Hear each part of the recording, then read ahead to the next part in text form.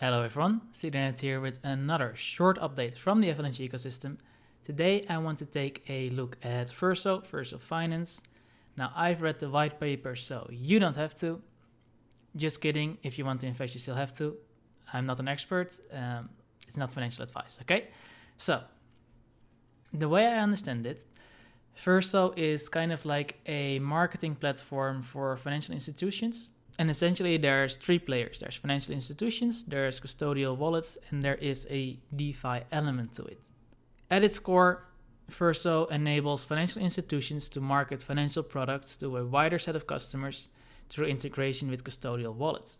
Custodial wallets should have all the customer information that's required for KYC and other compliance measures, and they could benefit from offering third-party products from other financial institutions. One example they give themselves is that for migrant workers who are using some sort of wallet to send a little bit of money home each month, for them they could be targeted with a travel insurance for just a few days so they could have that insurance when they go and visit their family, for example.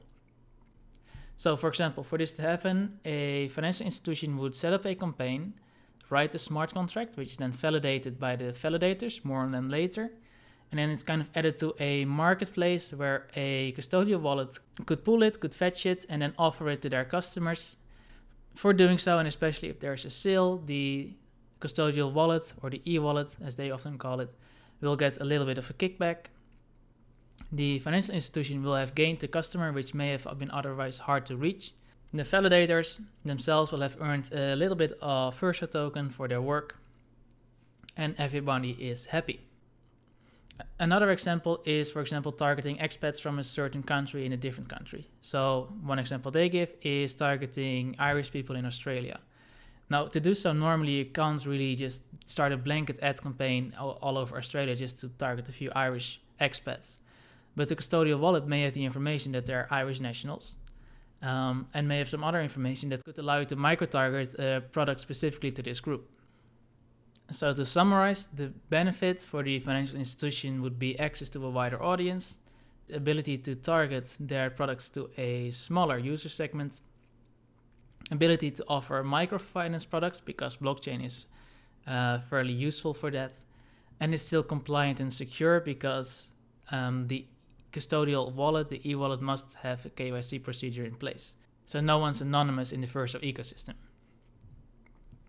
Now, if you're a custodial e-wallet, you can generate a little bit of extra income by offering an extra product, a third-party product, on your platform.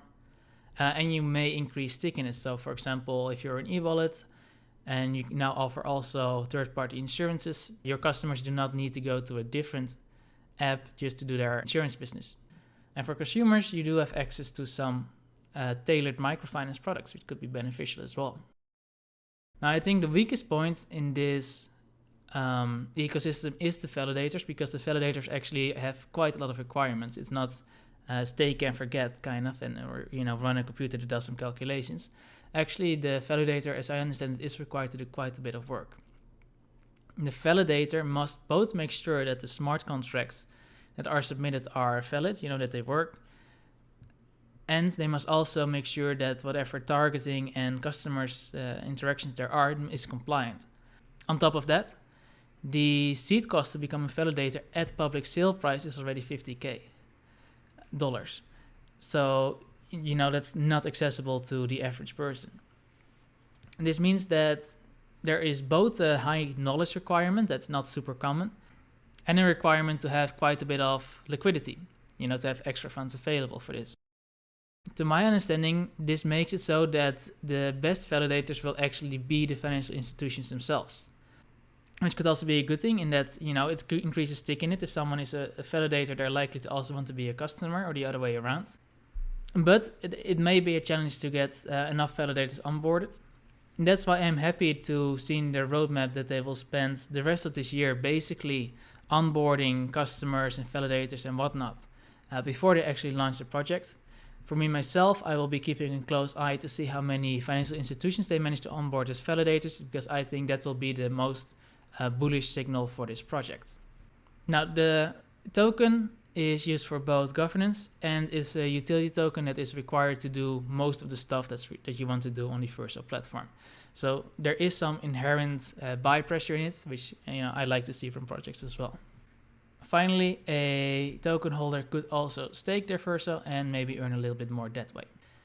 Now the public sale is going to happen on Trustswap, which means that you need to hold, I think, 4,000 swap, which is, at least at the last price I checked, but we're currently in a bit of a bear market, so who knows. But it's a bit steep. It's not that easy to get in just to get into one public sale. Of course, there is maybe a value to holding that as well. On top of that, there will be a limited launch on Penguin and Gate.io, so it may be worth keeping an eye on those in case you're interested in participating but do not have the funds to, buy a whole bunch of swap. That is the brief introduction to Verso. I hope you have a bit of an idea of what it does and what the value of it may be. If you're looking to invest, please do your own research. Please read the white paper yourself as well. But that's it for me. I hope to see you in the next one. Bye bye.